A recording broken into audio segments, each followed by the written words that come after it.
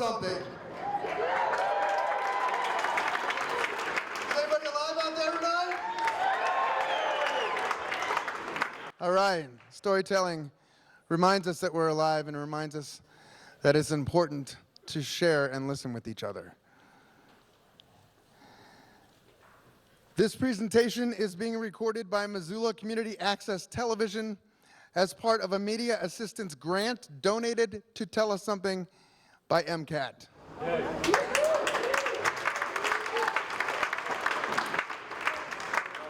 When you walked in, some of you were given an audience participation sheet. You can turn those in the red boxes at the bar. We will be choosing some of them to be read during intermission, or right after intermission, as our audience participation piece. Please silence your cell phones or other mobile devices. It is important to actively listen to each other, to support each other, and to share stories. This is your community. These are your stories. Tell Us Something believes that everyone has a story and everyone's story matters. Tonight, you will hear 8 storytellers share their true personal story on a theme. Tonight's theme is Right Place, Right Time.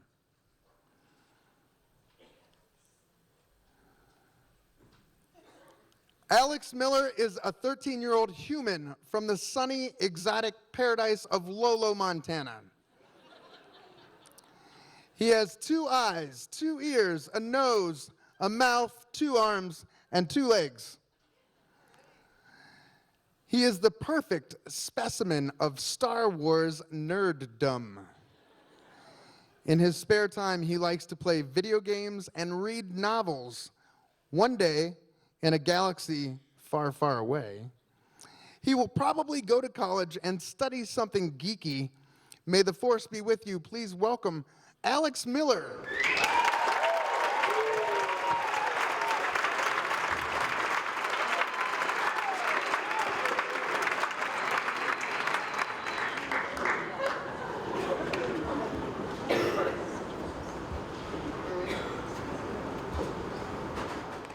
May 26th, 2017 was the start of MizCon, and MizCon is a Comic-Con, and for those of you who don't know, Comic-Con is a giant convention of nerds like myself who get together dressed in costumes and talk about costumes and other movies and comic books and all that fun stuff. The main attraction for Comic-Con in 2017 was a DeLorean outfitted to look like the time machine from the film Back to the Future. We pull into the Holiday Inn where the convention was being held, and I saw the film for the first time in 4th grade and loved it immediately. So I saw the DeLorean, instantly started freaking out and decided I need a lot of pictures. Lots of pictures. We headed to the DeLorean. The gold wing doors are propped open so you could sit in the DeLorean and look at everything. So I sit down in the driver's side, and over my right shoulder the flux capacitor was fluxing, which was really, really cool that it did that. While I'm sitting there holding the steering wheel, taking all of this in, that I'm sitting in the DeLorean, Vern, the guy who owns the DeLorean, comes up and says, "Hey kid, push that button," and points to one of the many buttons in the dashboard. I was told to not push buttons unless I knew what they did or if I was told to do so. So I push the button and I hear Doc Brown, who was played by Chris Lloyd in the film, yell out, 1.21 gigawatts! When he discovers that's what That's how much energy you need to run the flux capacitor. I turn to Vern and I say, that's really cool. And I get out to get ready to look at the rest of the convention, and I hit the floor, which is the terminology we use to describe where everything is, the floor of the convention. I get changed into the Han Solo costume I had prepared for the convention. And I'm wandering around, talk to people, play a couple of old video games, play some new video games, bought some merchandise, a t-shirt. At about 5:30, we noticed that the DeLorean has left, we being my mom and my younger brother Aaron. So we decide that we're going to go get dinner at one of the many locations downtown. So we start listing off all the places we can get dinner in downtown Missoula. I decide we go to Bridge Pizza on Higgins. So we all pile into the car and go to Bridge Pizza. While we're pulling into Bridge Pizza, I see across the street in the Big Dipper parking lot 2 DeLoreans.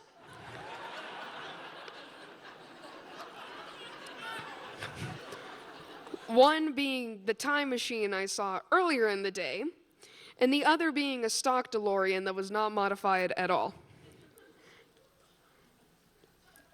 We decide that we're going to go over and take more pictures and compare the time machine to the stock DeLorean. While we're doing this, I think to myself, which I thought was in my head but was apparently out loud, if I ask, could I go for a ride in the DeLorean? My mom says, you don't know until you ask. We get to Big Dipper, and I'm scanning the line to see who I would think would own a stock DeLorean. Because I saw Vern, the guy who owned the Back to the Future car, the modded DeLorean. So I'm scanning the line, and I see a guy with bright silver Albert Einstein-esque hair, dressed as Doc Brown, complete with yellow velvet trench coat and red button-up t-shirt from the second film. And I was like, that's him. So we sit down, start talking about the car and the movies and Comic-Con in general. And I ask Doc Brown, who's my friend Ryan, I asked him if I could go for a ride in the DeLorean, and he looks at Vern, and Vern looks at him, and then they look at me. And then Vern says, yeah, why not? So Ryan immediately stands up, walks to the stock DeLorean, which is what I like to call a backwards car, where the trunk is where the engine would be. So it's in the hood, and the engine is in the back of the car. Pulls out an orange vest and the psychedelic baseball cap from Back to the Future 2, hands them to me and says, put these on. I take off the Han Solo vest I was wearing earlier in the day. I'm still dressed as Han Solo. Put on the Marty McFly vest and hat. While I'm doing so, this couple comes up and says, can we take a picture of the car? And Doc and I just said, yeah, of course. We did this for about 30 minutes, taking pictures with people who saw the movies. Eventually, we decide that we're going to go to Doc Brown's, or Ryan's, workshop in East Missoula. So we load into the DeLorean, which has no seat belts. We load into the DeLorean, close the gull-wing doors, which was probably one of the most satisfying things ever. And we head off towards East Missoula. And I think my favorite part of that entire, what 30-minute ride from Big Dipper to East Missoula was we were at a stoplight, and I look over and I see a guy in a black Cadillac, and he glances down at the car, looks ahead, does a double take, grabs his phone and starts trying to take pictures. We get to Doc's metal workshop, where he goes in and pulls out a second stock DeLorean. So we had a total of 3 DeLoreans and 1 Subaru that my mom rode in to get to the workshop. And we start doing a mini photo shoot with these DeLoreans. We recreate one of the back to the behind the scenes pictures where they line the DeLoreans up diagonally, and we open the doors and you could see the grill through the doors. And that was really cool. We did that for about an hour and a half or 2. Talked about the films and our favorite characters. While we're doing this, we decide we're done. And we load into the Subaru. My younger brother, Aaron, from the back seat of the Subaru, says, "When are we going to have dinner? It's about 9 o'clock. We haven't had dinner yet." It occurred to Mom and I both that we haven't had dinner yet, actually. So we stop and get some fast food on the way home. While we're doing so, I decide that I want to see one of the films when we get home. I don't care which one. I want to see one. Mom says, "I'm going to be a sane person and go to bed because it'll be late, but you can stay up and do whatever you want." I watch the first film and fall asleep on the couch. When I wake up, I wait for Mom to wake up because she slept in. So it's Saturday? Yeah. I tell her that I had the weirdest dream, that I was Marty McFly and I was sitting next to Doc Brown in the DeLorean. And she takes this all in and she says, "That actually happened." And I try and recall what happened, and I was like, "Yeah, it did." Thank you.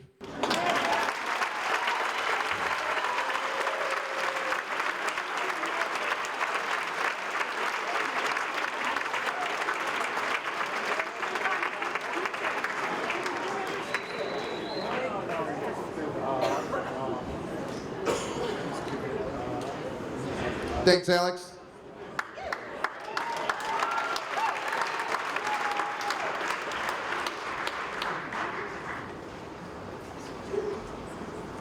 Put a load in this song.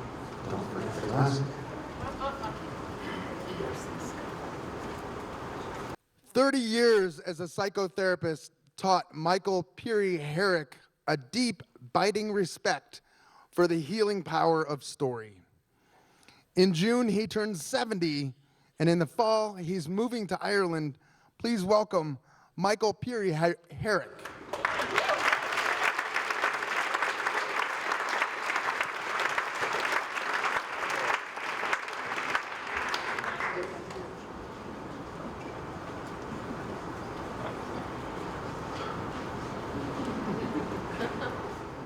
May 3rd, 1997. It was a Saturday evening in Dublin.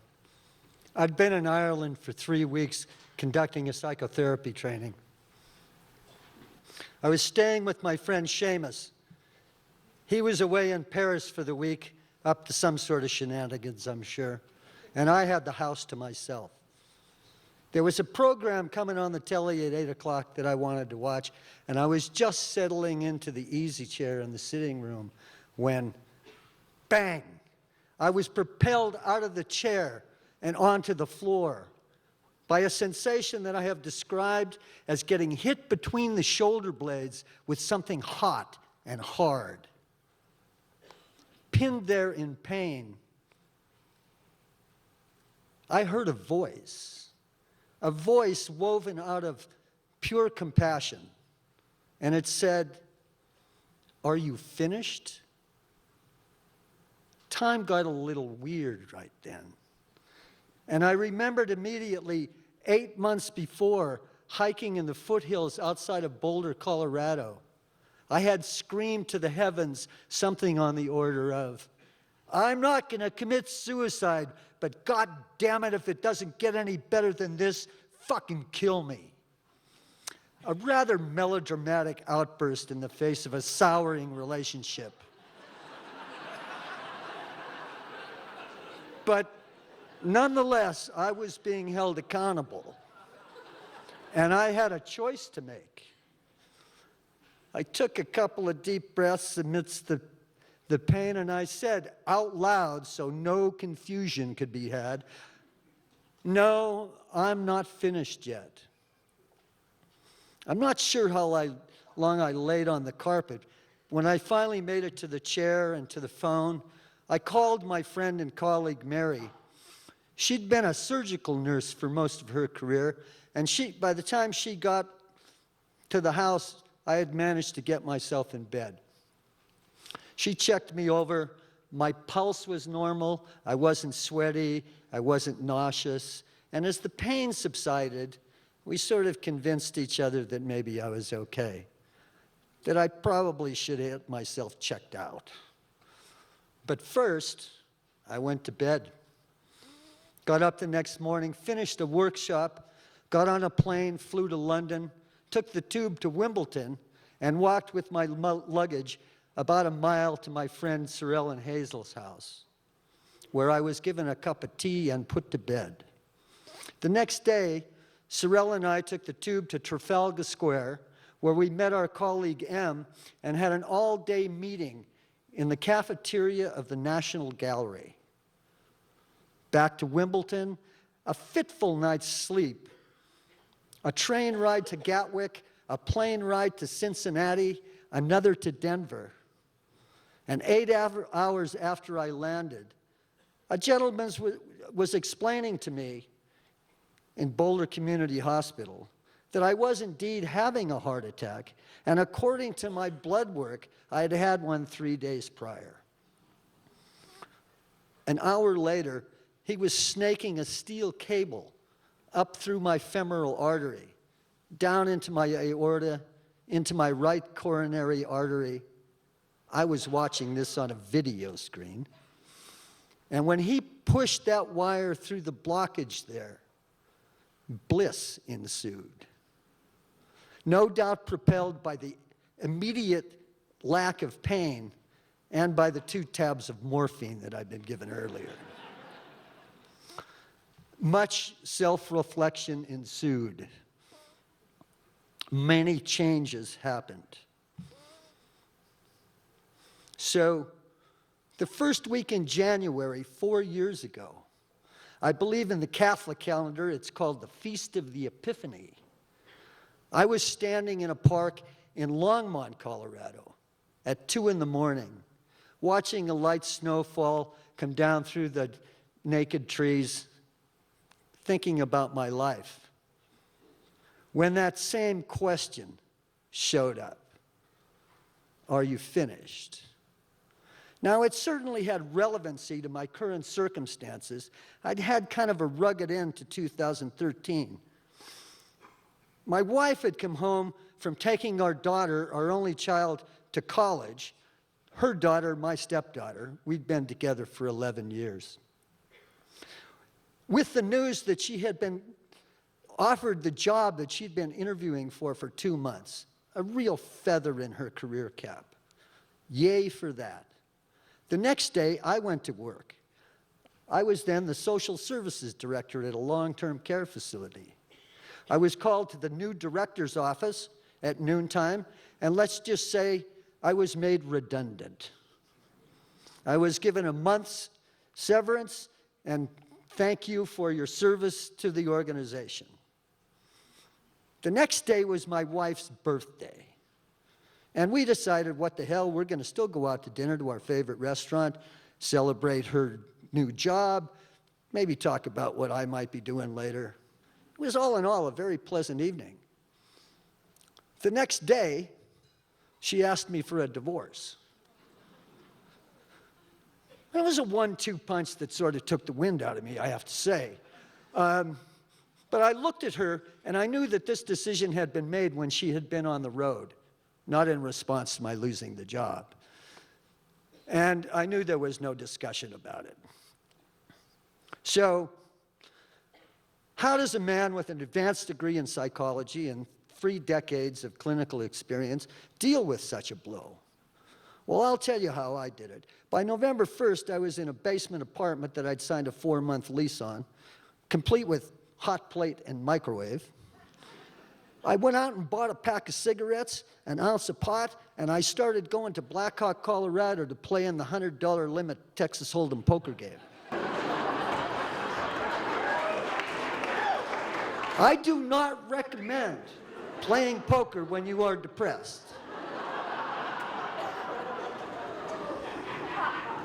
So, by the Feast of the Epiphany, about 5 days after our divorce papers were filed, my wife already had a new lover, and I was standing in the park thinking about my options. Was I finished?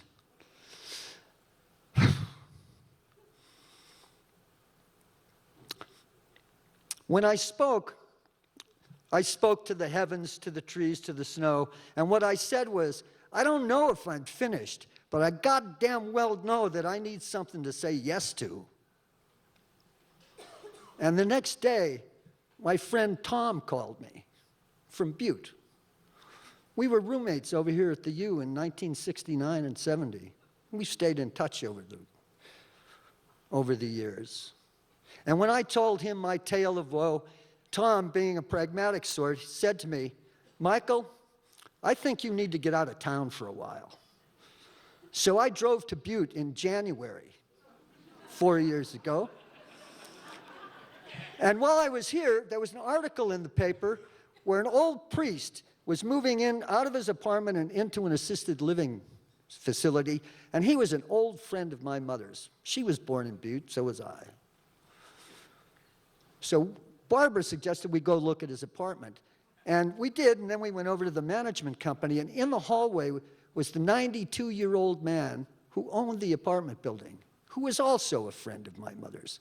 I dated his daughter in high school. I introduced myself. He remembered me, and he said, what are you doing in town? And I said, well, I'm visiting, but I was over looking at Father Burke's place. And he said, are you thinking about moving back to Butte? And I said, considering it. And he said, the apartment is yours. I said, all my stuff's in Colorado. I can't be here for 6 weeks. He said, fine. We'll redo it until you get here. I said, you want a deposit? He said, no. So I said yes to an apartment. A few months later, I said yes to a job in a convenience store. A year later, I rewarded myself with a month in Big Sur. I said yes to love again. So, last week I gave notice, giving up my apartment at the end of the month, or at the end of April. I'm going walkabout for a while, and then I'm going to Ireland. Apparently, I'm not finished yet.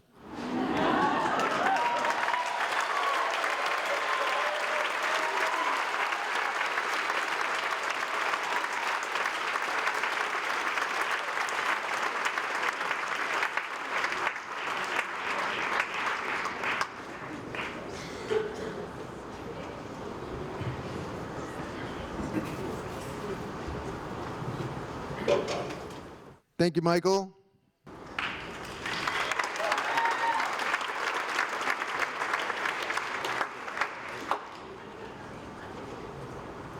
Sarah Black grew up in Helena, Montana. After high school, she moved around several times and is happy to currently reside in Missoula and live closer to family. She is fascinated by wellness, storytelling, mind-body work, art, the outdoors, social justice, and all the ways that they intersect. Please welcome Sarah Black.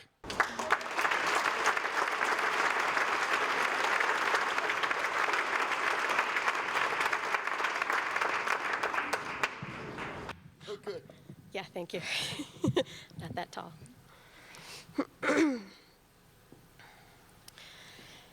When I was 21 years old, I met this guy.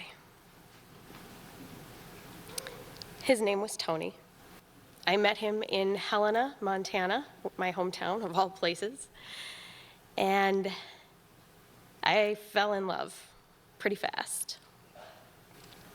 He was smart, and he was hot, and he would listen to Ani DeFranco with me, who, if you do, it sounds like you do know, but if you don't know, she's a weapons-grade feminist folk singer. And I felt like I could be with him and still be myself. So Tony, that's his name, Tony, he had this job. And because of this job, we moved around the country a lot.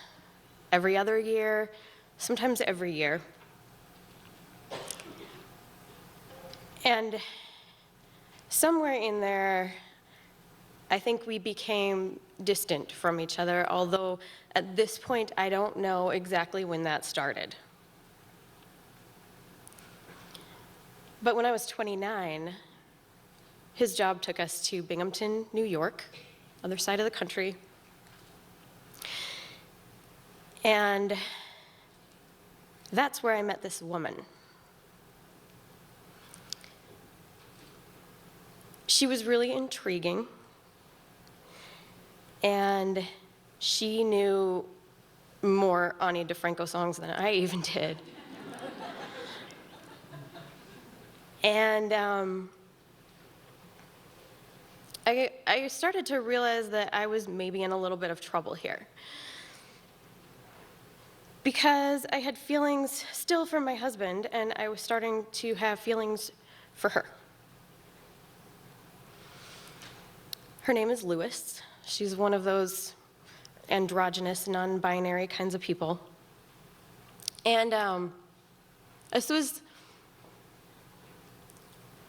kind of new to me. I'd always sort of been on the outside of queer land. Sort of like if you walk down a dark street and you see a house with the lights on and you think, those guys look like they're having fun. I want to go hang out with them. Well, that's how I was, but I had always walked past. And this time I was having a hard time walking past. And there was a couple of other strange things going on with me. I was eating an entire veggie diet, not on purpose either. This was not a weight loss thing. It's just the only thing I wanted to eat. I did not want chocolate, which is very strange for me. I was sleeping 4, maybe 5 hours a night and waking up wired, which is also strange for me. People thought I looked good because I was losing weight, except my mother. She said, "You don't look healthy. Something's going on here, and you need to get your act together." And she was right. I weighed 90 pounds.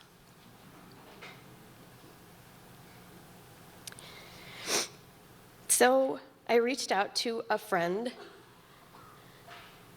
one friend that I could think of who had been through something remotely like what I've been through. He's the only person I could think of. His name is Greg.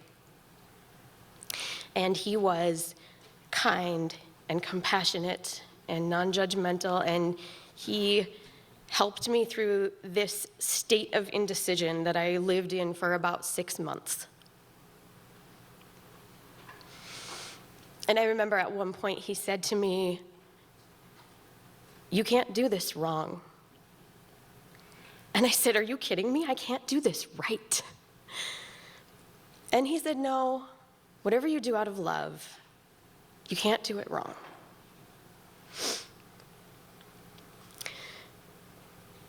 So when I was, well, at the end of this 6-month period, we finally came to a decision. And Tony and I decided to go our separate ways. He spent the holiday with a friend in Canada. It was just before Christmas. And I was in Binghamton, New York, waiting for my parents to arrive so that I could tell them, first of all, I'm getting a divorce. And second, I'm in a relationship with a woman. In one conversation.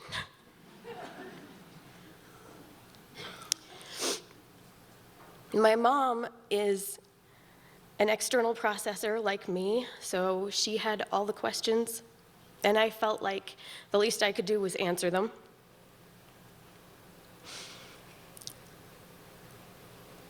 So does this mean you're gay? No. More like bi? Did you always know this? Yes. Did Tony always know this? Yes. Do you think there's a chance for you and Tony? Probably not.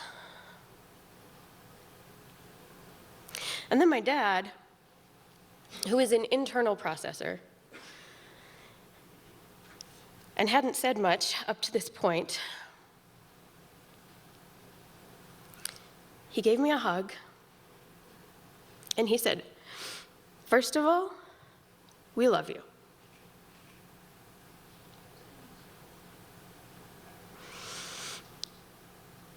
And then we cried. And my mom said, why didn't I say that first?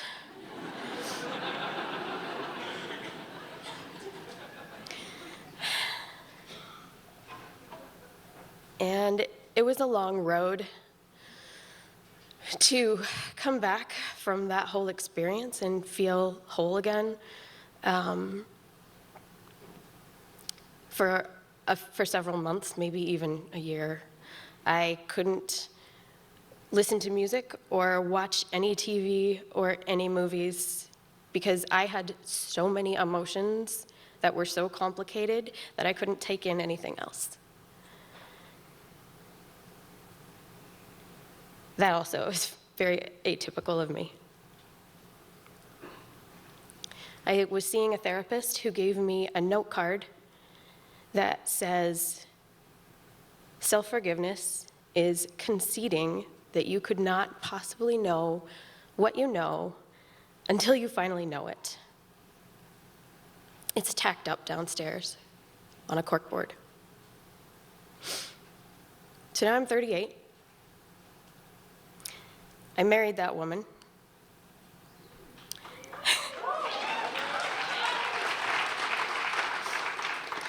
We have an awesome daughter.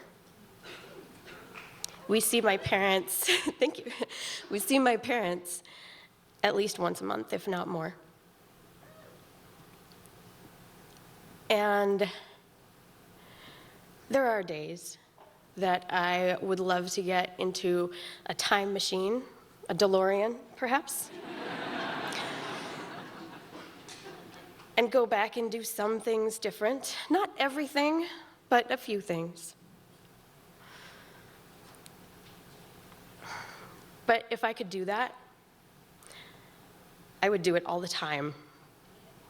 I would go back and fix every little mistake I ever made, and I would never move on, and I would never learn to forgive myself. So I guess you could say I was always in the right place at the right time, because I can only be where I am when I'm there. Thank you.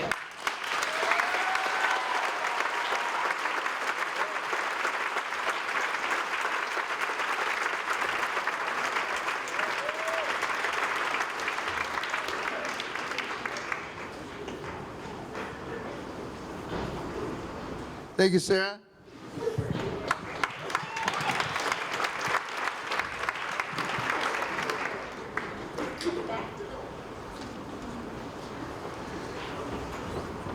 Heather Adams' early dance years were spent dancing professionally in Arizona and Philadelphia.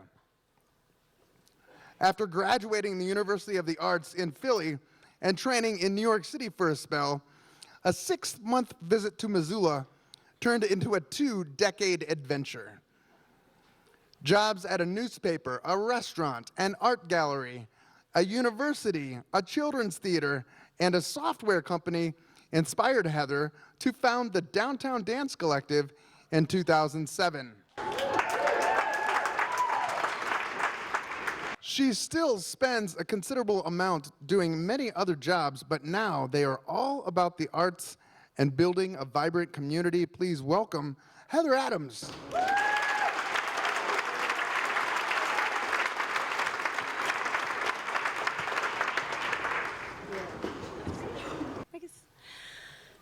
I always wanted to go to Africa. As soon as I knew that it was a place, I absolutely wanted to be there.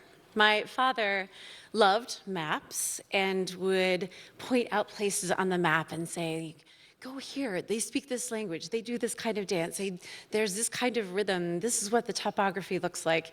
And we would just romanticize all of these places in the maps. Of course, we would get National Geographic every month, and then I would find these places in National Geographic, but Africa, oh man. I mean, the colors and the sounds and the rhythm, and I just could imagine what it would all be like. Fast forward to 2012. I went through a pretty painful and messy divorce. So naturally, I cut off all my hair, pierced my nose, and went to Spain.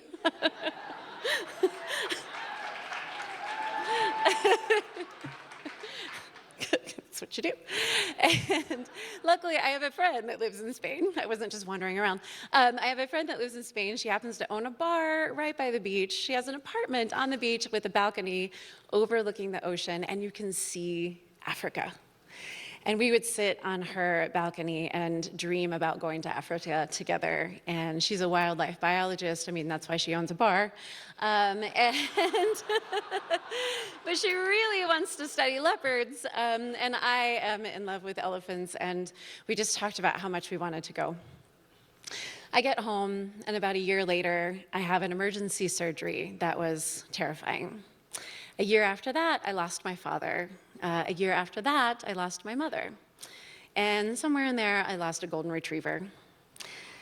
My life was turning into like a sad country song. And Africa was getting further and further away. Fast forward to last year, I get a call from my dear friend Jillian, and she says, hey, do you want to dance in the Off the Rack for the Blue Mountain Clinic fundraiser? I was like, yeah, any day that I can dance with Jillian, I'm going to do it. Blue Mountain Clinic, of course, I'm going. So somewhere during that day, she says, I'm going to Africa. I was like, what? And she's like, with my sister and with my father, and some other artists are coming from LA, and we're going to teach. And I was like, can I come? And she's like, great, of course, yes, totally, you can come.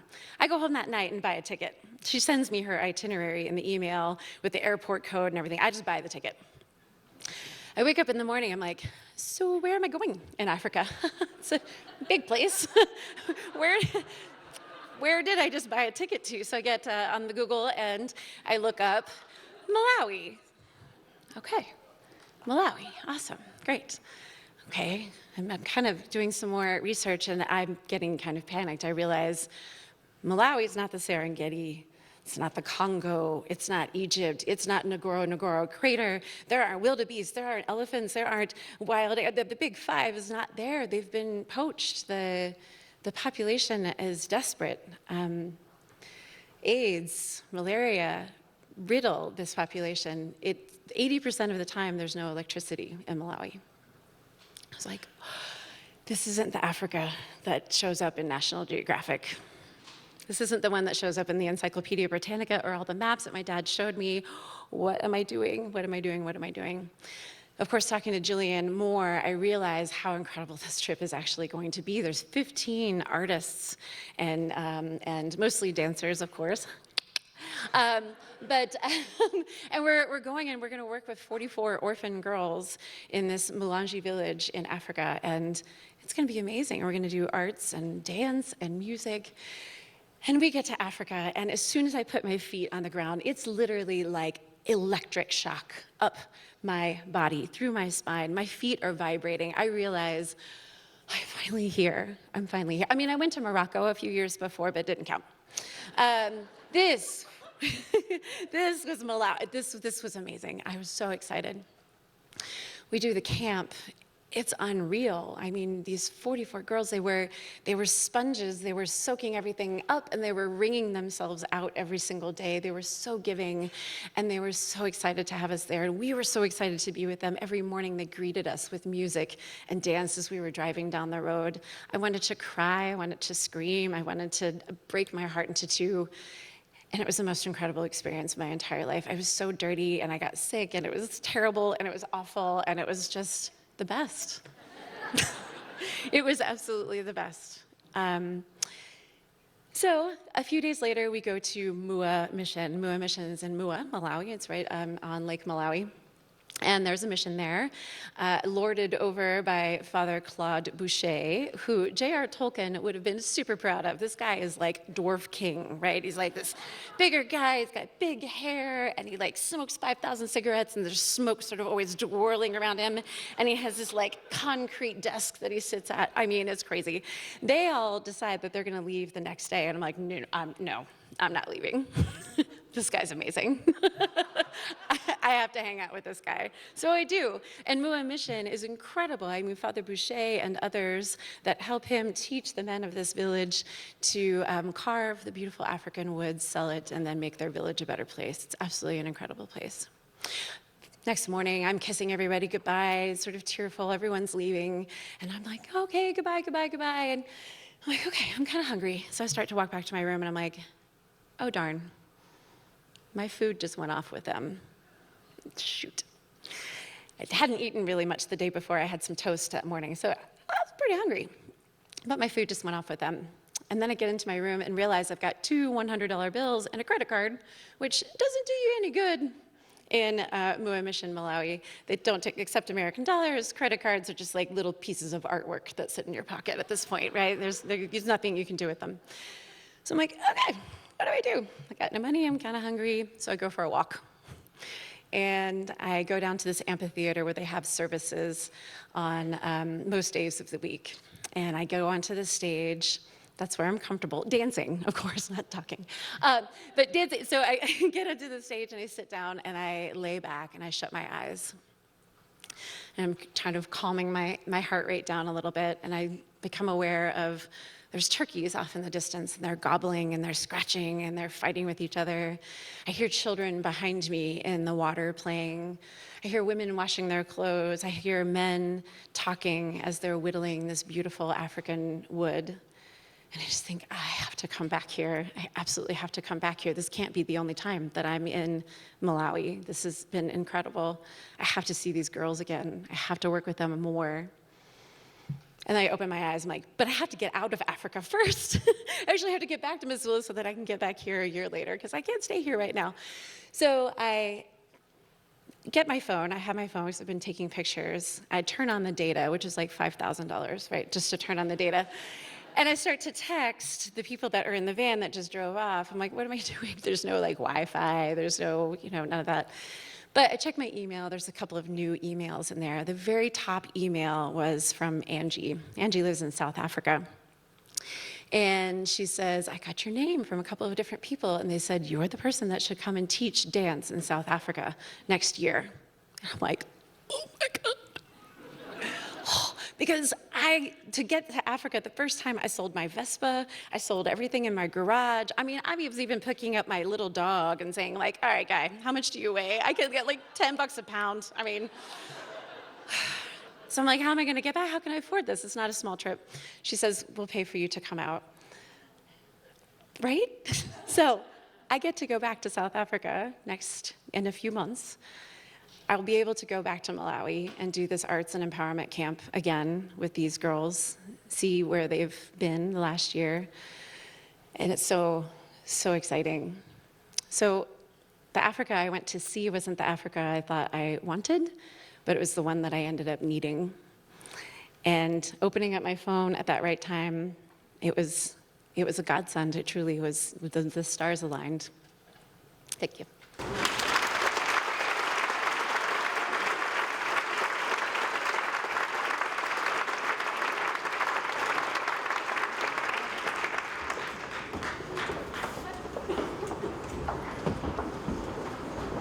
Thank you, Heather.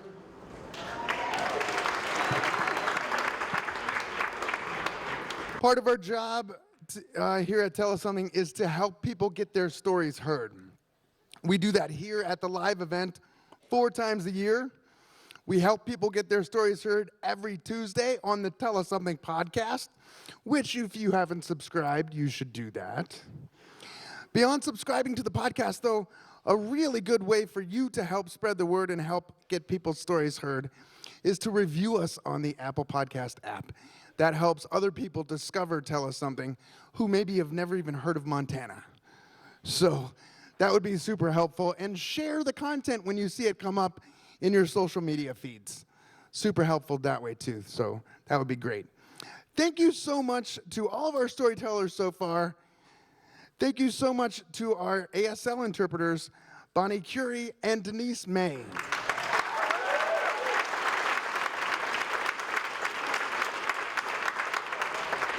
Thank you to our sponsors, Top Hat Lounge, Logjam Presents, The Wilma, Gecko Designs, CabinetParts.com, the bookstore at the University of Montana, Fact and Fiction Books, The Good Food Store, Missoula Broadcasting Company, Martin McCain Woodworks and Design, Enlighten Labs, Missoula Federal Credit Union, and Fildy Design. When you frequent these businesses, please thank them for their support of Tell Us Something and of live storytelling in Missoula, and thank you for being here tonight. Thank you for your love, your open hearts, your respect, and your very presence. Without you, Tell Us Something can't happen. We're gonna take a 10-minute intermission, grab a drink, stretch your legs, come back for the audience participation part, and 4 more stories. Thank you.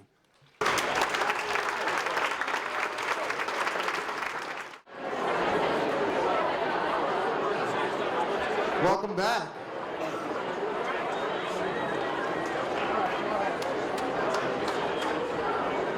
Did you know that today is World Storytelling Day? I found this out this morning. True story. It is also the first day of spring, thank God. Thank you all for being here tonight to support each other in live storytelling. Tonight we have reached the audience participation portion of the show.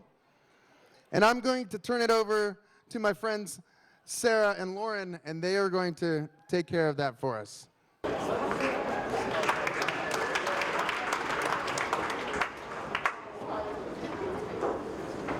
Happy spring, guys. All right. One time, I was biking home from soccer practice, and a bird pooped on my arm. A crow saw this and came at me, either telling me I was now a curse or was laughing at me.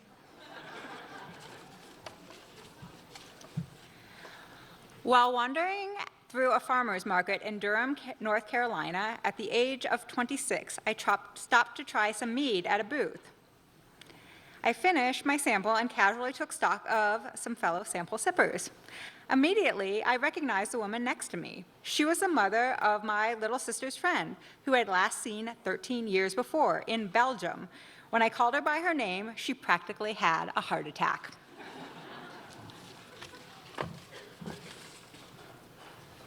Back in the day, I played the early set before the real band played tunes at the Clark Fork Market. One sunny, smoky September morning, as I sang under the Higgins Street Bridge, 2 guys with instruments walked up behind me to set up their gear. I immediately recognized one as the cute boy I'd met at Halloween more than a year before, when I, of course, had been dressed as a garden gnome. Needless to say, he did not remember me. We talked for a few minutes, then I stayed to listen to their music. Feeling full of courage, I wrote my number on a piece of paper, rolled it in a dollar bill, and dropped it in his guitar case. He called me a week later to sing in his band. 4 years later, we got married. Now we're going on 6 years, all because I was in the right place at the right time. I never knew I'd meet my husband under the Higgins Street Bridge.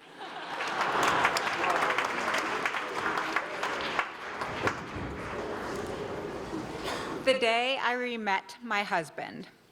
I was newly separated from my first husband and wandered into a bookstore, and there was my first love, my love at first sight.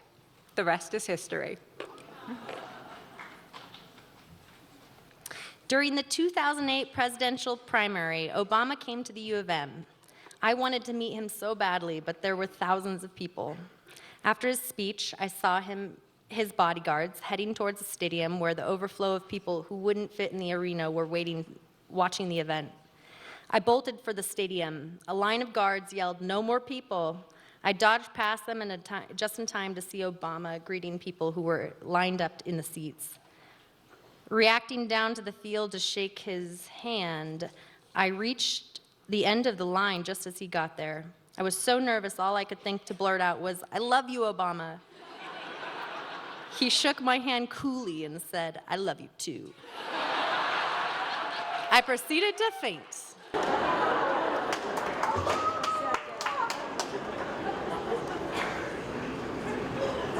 1986, chilly night, sweaty night at the old Top Hat, hanging out with a friend, much better looking than me. Very cute young woman comes to our table and asks him to dance. He turns her down. I awkwardly offer my services.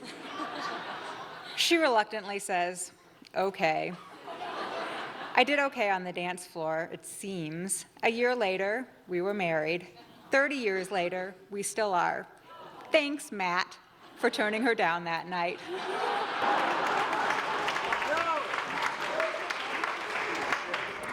I went to Santa Fe, New Mexico to take a class, stayed and worked as a river guide on the Rio Grande, and the company I worked for sent me on a 3-day river trip to the Rio Kama with this cute guy. We became roommates about a week later when I moved out of my tent in the desert into his house. We fell in love and are still together.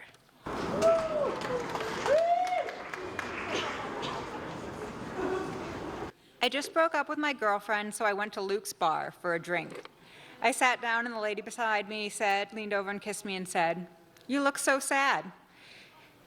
We got married 3 years later and raised 2 beautiful children.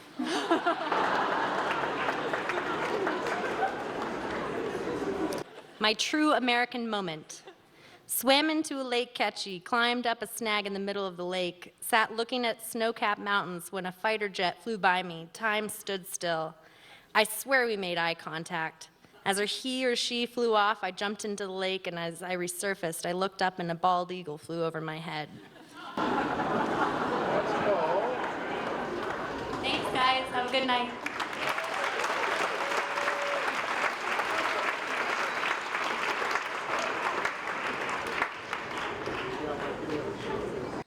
Thank you, Sarah. Thank you, Lauren. Thank you, audience members who participated. Thank you to whomever chose this mic stand. It's very easy to use.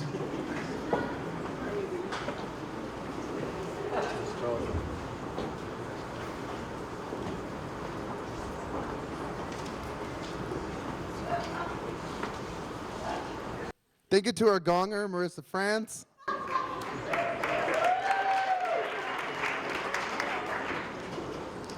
Jane Doherty was born in southeast England and emigrated to the Philadelphia suburbs with her family when she was 10. She went to college in New York City and went on to teach in public schools there for 15 years.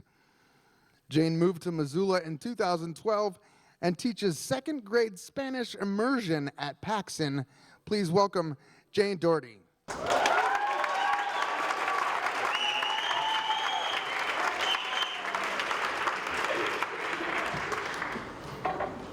I went to rural Paraguay when I was 19, like very rural Paraguay, no running water, no electricity. I went to live with a host family and work as a volunteer. I was building latrines and teaching community sanitation, though I knew nothing about either of those topics. And I also fell desperately in love with a young man named Miguel, who was the nephew of the host family I was living with. 4 years later, I went down to rural Paraguay again to see the family, but really mostly to see Miguel, who had been writing me these letters for 4 years, telling me how much he loved me, and et cetera, et cetera. So it was the beginning of a year-long gap year trip around South America. Right, I'm going to do this on a shoestring, and then I'm going to go back to the US and start my real life, though I had zero idea what that might look like. I have a lovely reunion with the family. They're all very excited that I'm back to see Miguel, which I hadn't understood was going to be part of the reunion. When I first went down there, it was all very secretive. When I went back down, the taxi driver who dropped me off at the house said, "Oh, are you the one who was in love with Miguel?" So it's a bit unexpected. Yeah, that's me, I guess. So we had a few days with his family, and then we decided we needed a bit of privacy, so we took a bus to a town called Ciudad del Este, which is this completely mad, lawless town on the border of Paraguay, Argentina, and Brazil. He was living in this one-room little house, and there was a bathroom just down, come out outside the house and make a quick right, and that was the bathroom with electric shower, which was terrifying. He was living there and working as a carpenter for this big, fancy, affluent Paraguayan family. It didn't take very long for it to become clear that Miguel was no longer in love with me, and in fact didn't even seem to like me very much, which was a bit disorienting since I was in Paraguay, in the middle of a town I'd never been to before. So I packed up my things, and heartbroken and confused and more than a little embarrassed, I took myself across town to another servants' quarters, where his cousin Rafael and his aunt Juana were living and working. So it's this little one-room house that had 3 beds, conveniently for me.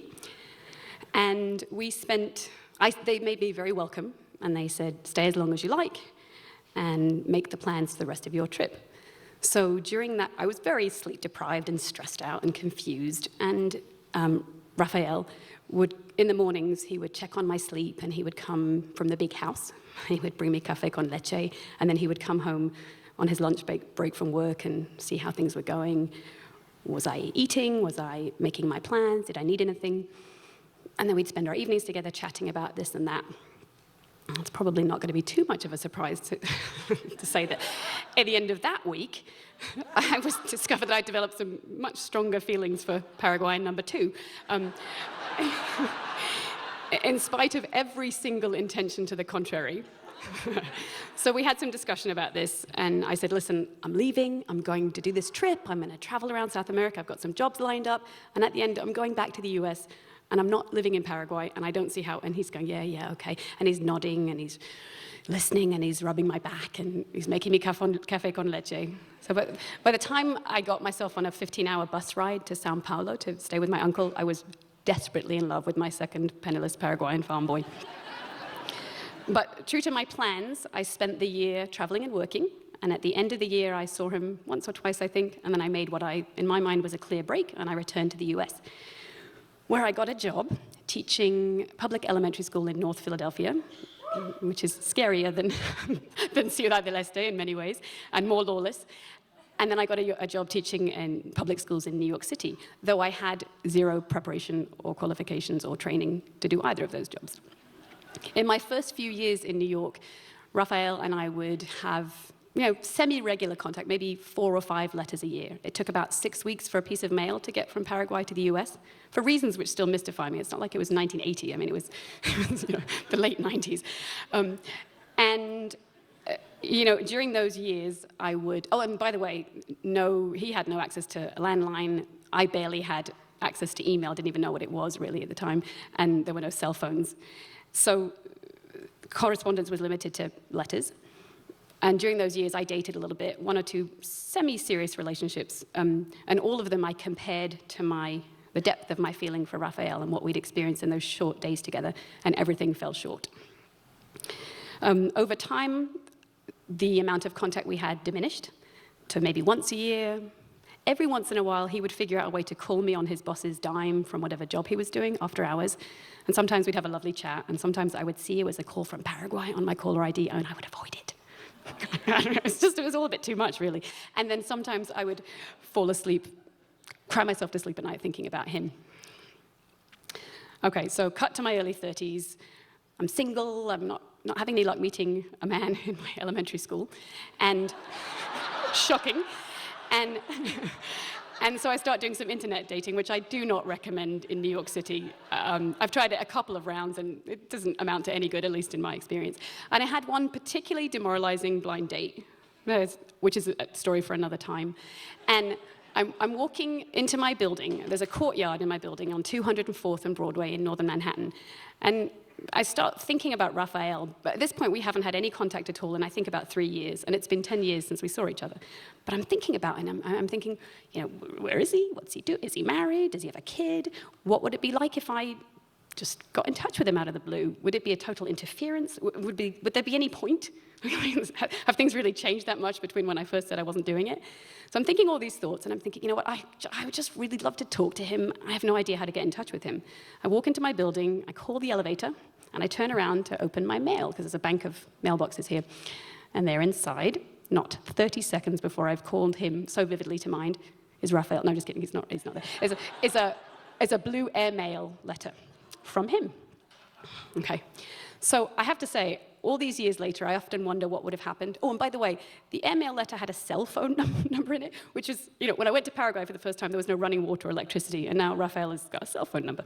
So all these years later, I wonder what would have happened if I hadn't been thinking about him so vividly just right before I got that letter, if I hadn't had such a crappy date right before I got that letter, and if I didn't take the arrival of that letter as some kind of karmic sign from the gods, right? Like, I mean, it just seemed too magical to be true. And instead of, what if I'd just taken it as a funny coincidence? And finally, what if the US government would have been willing to just grant him a 2-week tourist visa to come and see me in New York City? It was not happening, and I am a hopeless romantic. I was then, and I think I probably still am. So within 5 minutes, I'm on the phone with him in my apartment. Within a day, I have a plane ticket to go and see him. Within a month, we're in his parents' little wooden hut in rural Paraguay, and we're telling them that we're going to get married, because that's the only way we can get him into the US legally to give the relationship a try.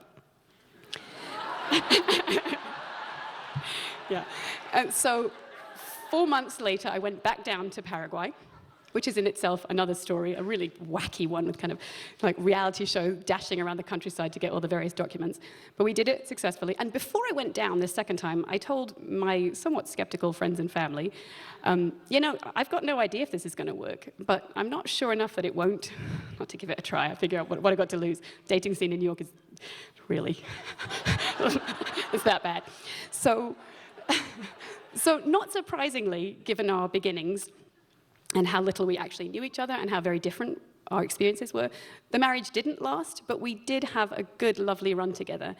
And while it ended much more messily and painfully than I would have expected from him, given what I knew about the earlier version of him, it also in some ways went exactly as I had hoped and predicted it would, in that he took extremely good care of my heart and my emotional well-being during 6 really tough teaching years in public schools in New York City. And he got to have a really decent career and is continuing to thrive as a high-level skilled carpenter in New York City. He sends money home to his family on a regular basis. Early in our marriage, he was able to pay for medications for his brother's epilepsy. We crowdsourced a surgery a life-saving surgery for one of his nephews.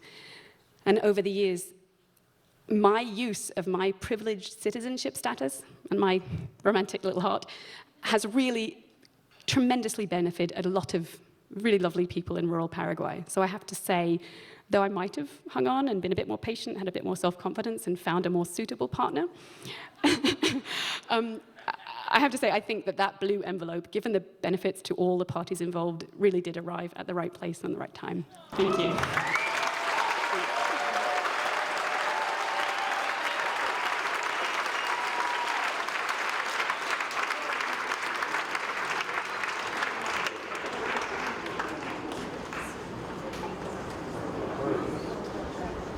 Big Jane. You know we have a short person coming. Ellie Costello has lived and worked in Montana since 2009. Her love of this place is gradually morphing her into every Missoula cliche. Grad student, yoga teacher, distillery cocktailer, distance runner, injured distance runner, small business owner, nonprofit staffer, farmer and baker, but not a candlestick maker, or a fly fisherman, or a clay artist, yet.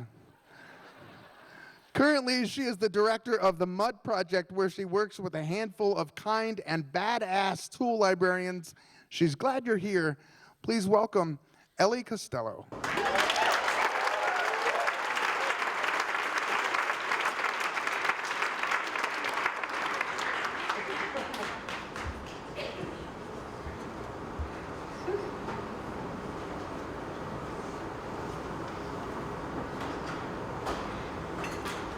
The first time I lived alone, I was 26. I'm the youngest in a family of 4, and even as a young adult, always had these big households of friends around me. And when I was 26, I became the caretaker of the Peas Farm, which is a nonprofit farm up in the Rattlesnake, and you should visit it. It's wonderful. And during the day, the Peas Farm was full of life, and there were too many people, actually, to make me happy, even in that space. But at night, I was alone. And this didn't bother me at first, maybe until Will, who is our very wonderful mechanic, said, hey, you better make sure you're locking the doors at night, because at one point we had a lot of kooks up here. And that planted a little seed of anxiety. And my anxiety began to build. And I realized, sure, here I was at night, and people knew that I lived here. So no anonymous person in a house by themselves, right there for everyone to know. And one night, one of the farm cats jumped on me, and I threw her across the room, and I told folks that after that, they weren't allowed in my room just because I was worried I was gonna hurt her. She was a little old. I couldn't actually take the shock again. And this anxiety continued to grow, and how it manifested in a big way was through this repetitive dream. I'd wake up to a man's voice saying, you're gonna wish you were dead. And I'd open my eyes, and I'd breathe that kind of breath when you're a little kid and you're hiding under the bed playing hide and seek, and the seeker comes in and you try to go so slow. And I would look around my room in the darkness as much as my eyes could move, and I would think, is he here? And after some convincing, I'd get myself up, and I'd say, there's nobody coming to save you, and I'd turn on the lights, and I'd look through the barn, and I'd go to the bathroom, and I'd even look in the shower where I was sure he was waiting for me, and it was fine. So this year was about trying new things, and my friend Kate was gonna go do this bike ride up in Whitefish and ride 100 miles for CASA, which is another great organization. And I said, that sounds like a lot of fun, and I want to go do that with you. But I have to wait and kind of finish up at the farm, close up hoop houses, put chickens to bed, all of that jazz, before I can drive up to Whitefish. Kate said, okay, I'm going to head up earlier. I'll let you know where I'm staying. And she texted me the Forest Service road number where she was going to sleep later that night so that I could drive up late and park somewhere on that same road in case I overslept. She'd wake me up. We'd go to the race. Friday night, 8:30ish, I'm done, I'm heading out, drive up to Whitefish. Whitefish is a Friday night in the summer, and it's a party town, and I think, oh goodness, I'm so glad I'm not sleeping here. I would never get any rest. And I keep driving. The road I'm looking for is about 20 miles or so outside Whitefish, so I keep on my way. Find the road number, drive up. I'm getting really tired at this point. It's maybe around 1. And I see the first pullout, and I think this is good enough. I'm just gonna park here and sleep. Nobody's coming up this way until tomorrow morning, maybe if they're hiking, and I need to be up then anyway. So I pull in with my 2003 Mercury Sable, literally my grandfather's sedan, aptly named by my brother, the Silver Fox. I get out of the Silver Fox. I get into the back seat in my black sleeping bag, and I set the alarm on my watch, because my cell phone doesn't have service up here, and I go to sleep. And I wake up to a man's voice. And he says, when there's nobody around, there's nobody to witness. And I think, oh, this dream again. And I lie there, and I suddenly realize I can see light through my eyelids. And I open my eyes, and there's headlights coming in through the side of my car over me. And I'm trying to orient, because this has happened to me before, but it's always been in my head. And I hear him scuff his shoe, and he's behind my car, so he's pulled up, and the headlights are shining in, and he's behind the car, and I'm still. And I still try to orient. When there's nobody around, there's nobody to witness. So is he talking to somebody, or is there more than one guy out there? Well, my bike's on the back of the car. Maybe he's thinking about stealing my bike and he doesn't want to do that. Does he know I'm here?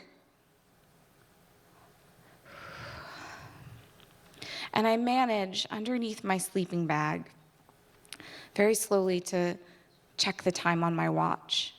2:08. And he waits, and I wait. Oh my God, I wish I was a fucking man, because then maybe I wouldn't get raped. Does he know I'm here? Maybe that wouldn't matter. Maybe I'd still get raped. I don't know. That's not what you should be thinking about. Should I move? 2:13. He says, so you gotta be a witness to yourself. I am still. And he is still. And I don't know if he's talking to somebody. 2:13, he finally gets into his vehicle. And he waits, and I wait. Do I move? Is now the time? Is he leaving somebody there? And he starts to drive away, but then he stops really suddenly, and I am still. And 2:22. And he finally drives away, starting back towards the main highway. And I think even if he's left someone there, I can't wait any longer. Maybe he has a gun, I don't know. And in what I think is, a super giant move, I get out of my sleeping bag and in the front seat, and I turn on my car, and I turn on the headlights, and as far as I can see into the darkness around me, there's nobody there. But his car stops and turns around, and the headlights start coming back up the Forest Service road, and he looks at me from the window of his truck. I can't hide anymore, I am there, but he keeps going. And I say, I cannot wait for him to figure out what he's gonna do right now. And I take off back down to the highway, and I am gone. I am driving back towards Whitefish, and I'm still just trying to orient on this experience of what's happening to me. And I see a sign for a campground, and I think, oh yeah, I'm supposed to be sleeping. I'm doing a bike race in the morning. And I pull off, and I start driving up this winding road towards this campground. And I come to the first turnout. And there's one of those VFW vans parked there with the pop top, and the pop top is popped. And I'm like, there's a person there, and they don't want me to fuck with them, and I don't want them to fuck with me, so I am sleeping right here. And so I pull over. I get out of the Silver Fox. I take my first breath in years, and I immediately wet myself. I think, oh, thank goodness, I put on some dry clothes, get back into the back seat of my sedan, get back into my black sleeping bag, and I go to sleep. 6 a.m. comes about, I get up, I go to the race head. My friend Kate is there, and it is not until this this moment of like actually seeing Kate, that I think, you could have been next. You were supposed to be sleeping up that road. And she had texted me the wrong Forest Service trail number. And I think, oh my God, I have never been so glad that you were in the right place at the right time.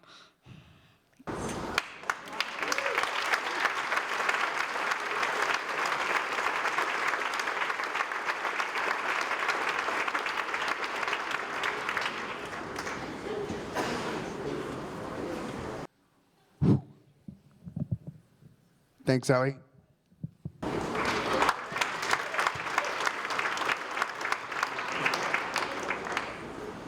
Our next storyteller is me.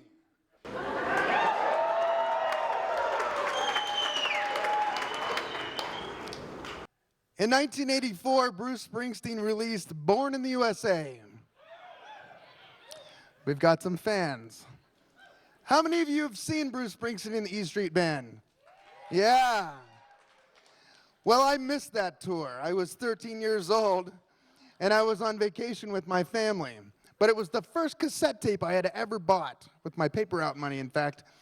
And I played that tape all the time, over and over. Cover me, cover me. I mean, I just loved that record.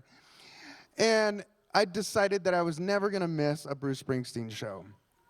And I was living in Akron, Ohio at the time, and so it was about 45 minutes to Cleveland, where most of the music was happening.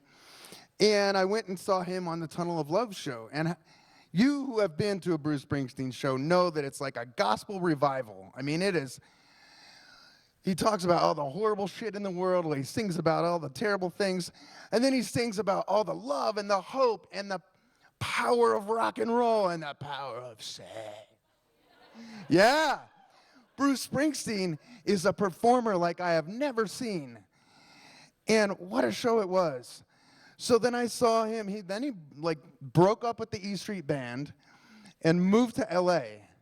And he hired studio musicians and released this terrible set of records, Lucky Town and Human Touch, my opinion. And I saw that tour, and it was good, but it wasn't the E Street Band. And then he did Ghost of Tom Joad, and that was great. Quiet in a theater about this size in Akron, just him and a guitar. And then I moved to Gardner, Montana. Yeah. And so he's been without the E Street Band for 10 years, and the Greatest Hits record comes out, and I think he's going to get the band back together. And in fact, he does, and he announces a world tour. And the closest he's coming to Gardner is fucking Fargo, North Dakota. The fucking Fargo Dome. And I say, fuck it. And I buy 4 tickets. And I don't have a car. So I go down to the Blue Goose and I say, J. Todd, and he pours me a beer. He's the bartender there. He has the best jukebox that I've ever seen. Just soul records, gospel records, rock and roll. Miles Davis on a jukebox. I mean, awesome. This guy knows music. And I say, J. Todd, do you want to go with me to Fargo? You have a car. And he says, have you seen my car? It's a 1986 Subaru Outback with like maybe 3 tires that work. I don't even know how I can drive down into Yellowstone every day. So J. Todd's not taking me to Fargo. And I asked John, and John says, no, he doesn't have the time off work, can't get time off work. And so I go back into the park where I was working at the time as a park ranger, and I go into the admin building where my friends Carrie and Mark were. They're bear biologists in the park. And I asked them if they want to go, because I know that Carrie has a truck. And Carrie says, yes, he'll go. I have to give them the tickets. They're not going to buy them from me. Okay. And so Carrie and his girlfriend sit in the front, and it's one of those old Chevy Suburbans that only has 2 seats, or at least 2 seats that worked. And so Mark Beal and I sat in the back of the truck with a topper on it in November.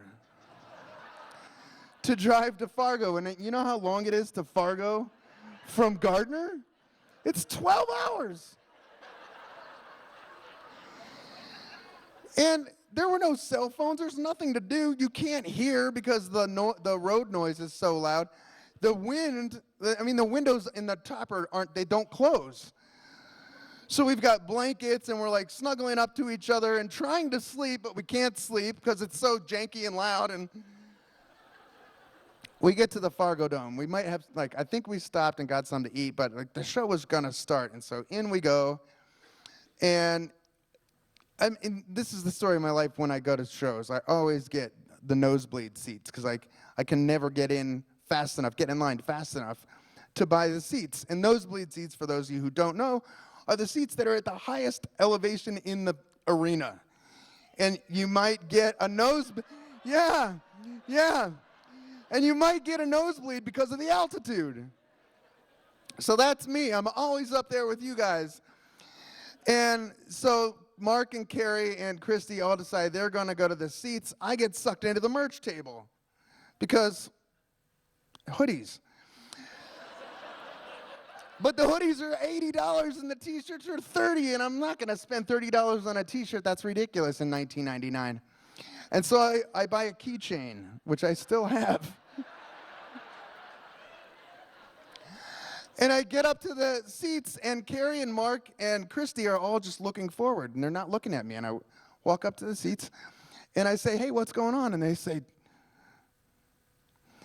and so I noticed there's this really big, 20-foot tall dude sitting behind him. And he's in an all-black suit, big guy. And I look back at him, and he goes, don't look at me. And all right, I'm not looking at you. He says, do you want to move to the front? And then he says, stop following me. And there's these people walking up the steps towards him, and they say, we're not following you, and they sit down. And they knew something that we didn't know. They knew that this guy worked for Bruce Springsteen, and he was about to give us a very special gift. But we didn't know that, and so he's sitting there, and he says, I need your tickets. And we're like, what? So we all get our tickets out and hand them to him while he hands us, sort of at the same time, new tickets that haven't been torn yet. And so we're like, oh, okay. But we don't have time to look to see where the seats are because then he says, here, you need this wristband. And he puts these wristbands on our wrist. Don't lose it. Don't sell it. You need it to get to your seats. And then he disappears into the ether. So we go down to the usher and she goes, these are good seats. And then she tears the tickets, she sends us to the next person. These are really good seats. That person walks us down to a gated area and opens the gate and walks us to the front row. And we were in the nosebleeds, now we're in the front row, and it's this really interesting thing starts happening because our big 20-foot tall dude has been making his rounds all the way to the arena, and he's been kicking people down to the front. And what's happening is as they're coming down, they've got this look of confusion on their face. And as they realize what's happening, you can see joy wash over them. And they become enraptured by the possibility of what's going to happen that night. And this little community starts to build. And strangers are talking to each other and saying, can you believe this? Where are you from? Gardner, Montana? And there were these two guys, they were from Pittsburgh or Philly or someplace, and they were all dressed in black, and if there had been cell phones at the time, they would have been twittering their asses off. They were just not engaging with anybody. They were, come to find out that they bought their tickets $800 a piece. And they're yelling at each other throughout the show man, the Cleveland show was better. This tour sucks. I can't believe, it's shut up. Everybody else is having a dance party, man. Bruce comes out. He opens with the ties that bind off the river. Just rocking and rolling. Hand up, just playing that guitar, screaming as loud as he can. We're all dancing our asses off, drenched in sweat by the end of the show. Bruce Springsteen's show, for those of you who've never been, 3.5 hours long. It is it's an endurance race, man. It's just incredible. And so he closes the show. He goes, you know, the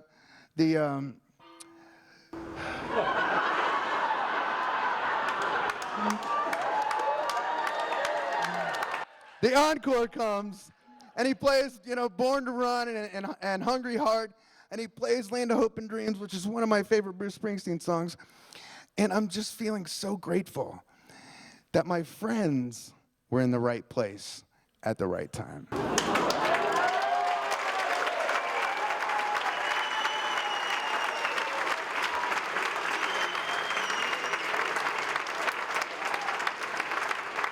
That was fun. I haven't done that in a long time. I was so nervous. I really was.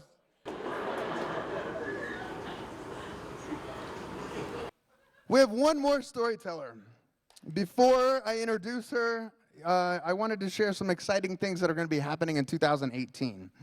I'm working out details to begin storytelling workshops in the Montana State Parks through a program run by Humanities Montana. As those plans solidify, I'll be updating you all on that. Besides the 4 scheduled shows here in Missoula, we have two in Helena, and 1 in Butte. Yeah. We are currently taking story pitches for both of those shows. The one in Helena is April 12th, and the theme is Didn't See That Coming. So if you know anybody in Helena who would be a good storyteller, send them my way. I would love to talk to them. Or send them to the website, tellussomething.org, and they can get details there. The theme in Butte in the show in Butte is May 1st. The theme is work. That's May Day, for those of you who are paying attention. So people can pitch 406-203-4683. The next Missoula event is June 13th. The theme is risk. And again, you can pitch your story at 406-203-4683. All right, our last storyteller of the evening. Kat Werner is an immigrant from Germany and proudly represents her country's stereotypes. She loves being on time. She will tell you what she thinks, whether you asked for it or not. Kat is an experienced globetrotter, and you will find her adventuring and fighting for positive social change both in Montana and around the world. Please welcome Kat Werner.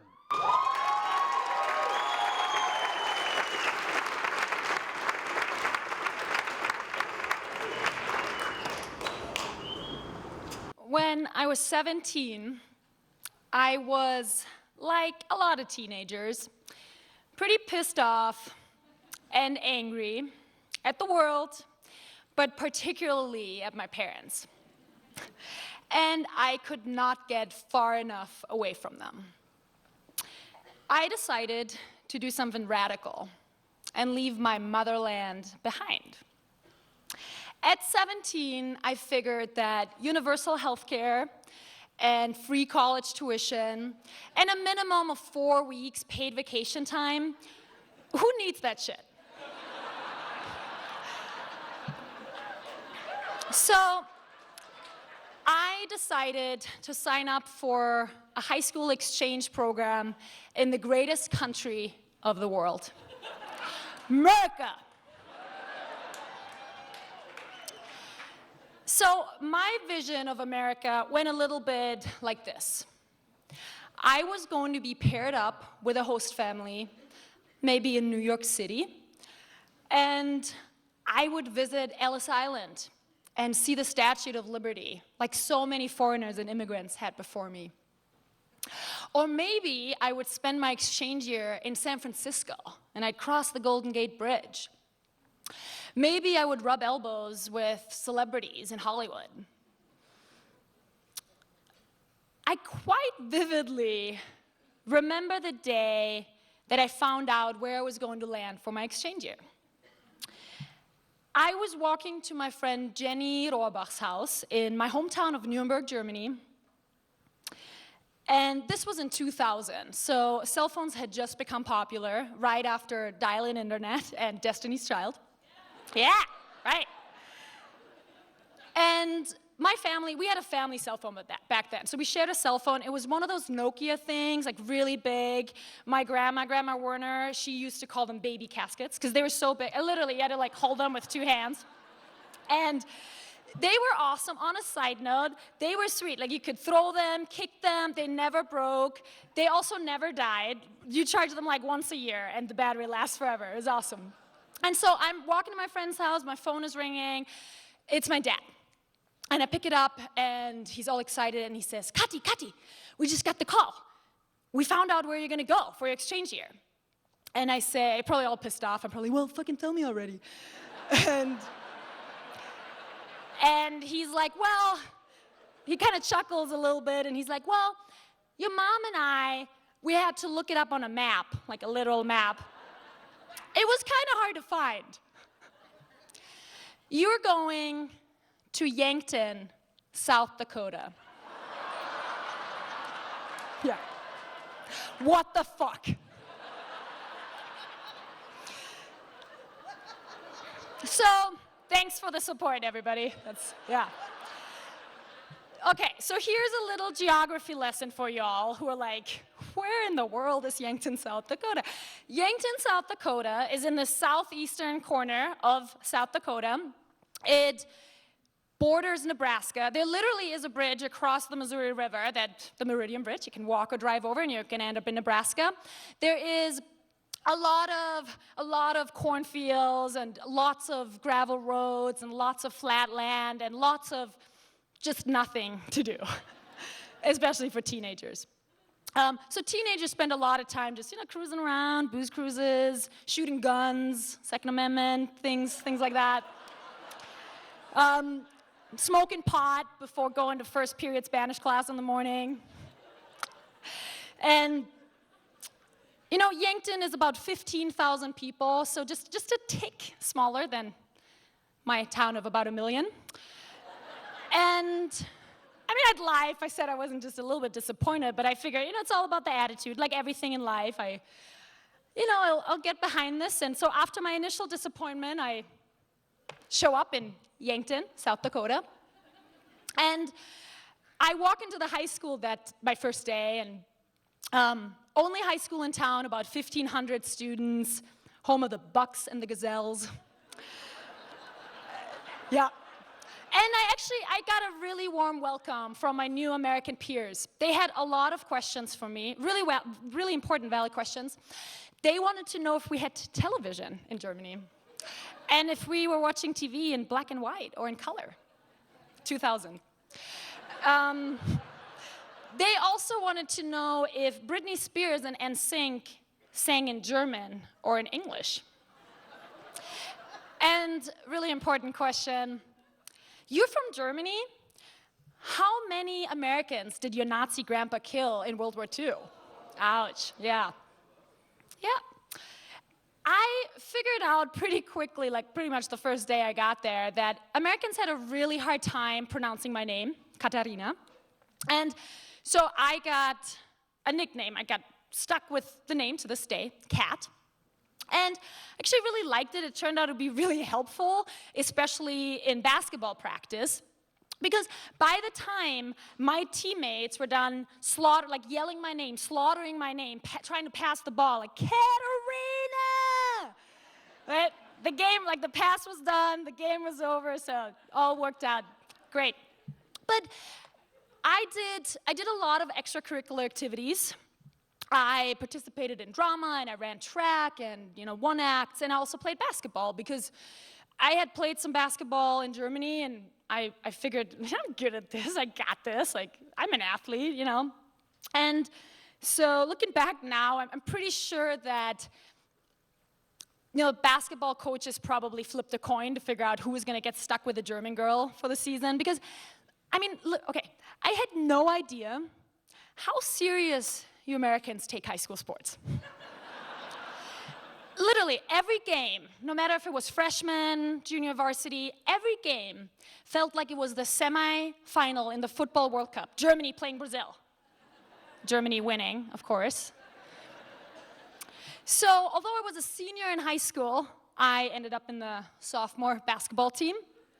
Didn't hurt my ego, was fun. And Coach T, our coach back then, he put me in exactly twice. I actually played twice live on the field. I know you guys call it court, but yeah. The one time he put me in, we were so far behind that I could not fuck up the game any further. And then the other time, we were so far ahead that, yeah, sweet, golden. And I actually scored, and it turned out that I scored on the wrong side of the court. Yeah. Valuable addition to the Gazelles. You know, another thing my American peers really helped me with during my high school exchange year was developing my vocabulary. I literally learned new words every single day. So this one time, it was this winter in South Dakota, freaking cold there, right? Like just Midwest, just cold. And I'm in a car, cruising around, all the windows rolled down, smoking old golds. Because you know what? It doesn't matter how cold it is. When you're a teenager, you smoke whenever you want to smoke. And so I'm in the car with my three friends, Eric Sage, Phil Gorman, and Kurt Tweedy. And I'm actually sick. I have a sore throat. I have a cold. I'm not feeling well. I'm smoking, though. I'm not feeling well. And I turn to my friends and I say, you guys, man, how do you say was my go-to phrase. How do you say, you know those things, like the things that you put into your mouth when you throw it, like the things you suck on? And okay, I know where your mind is going right now. Thank God that the word penis in English is literally spelled and pronounced pretty much the same than in German. So that one saved me. But I'm like, yeah, what are those things called? Like my throat really hurts. And my friend Sage, that fucker, he turns to me and he looks at me and in all sincerity, he's like, Kat, I'm so sorry your throat hurts. Those things are called turds. Let's go to the gas station and buy you some turds. So we roll up to the gas station, Cork and Bottle, in Yankton, South Dakota. And I walk in, and I walk up to the counter, and I go to the lady at the counter, and I say, excuse me, miss, could you please help me find some turds for my throat? And she looks at me, and she looks outside, and she sees 3 teenage boys just losing their shit in the car. Good day. Little did I know, that day, trying to buy turds at the gas station, that 8 years later, one of those turd balls actually would become my husband. And another few years later, I would become a citizen to the United States of America.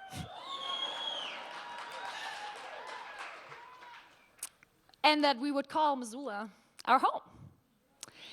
So, despite all odds, against all odds, Yankton, South Dakota definitely ended up being the right place at the right time for this German girl.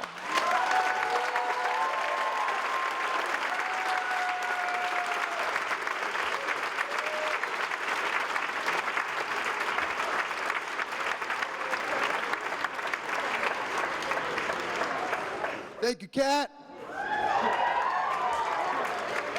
Thank all of you for coming out tonight to listen to live storytelling here in Missoula. Thank you to all of our sponsors, and most of all, thank you to our storytellers, Alex Miller.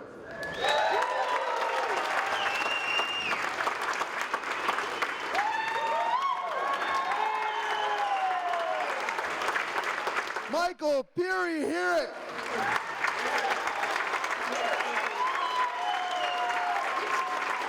Sarah Black.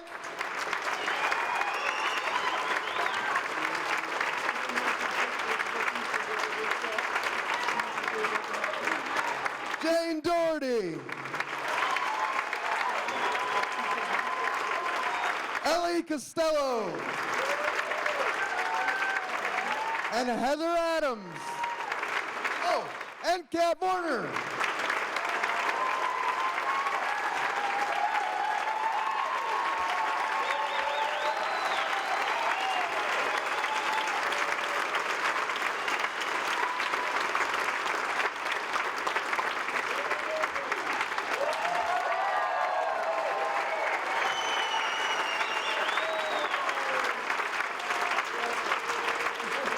Thank you all, and we will see you in June.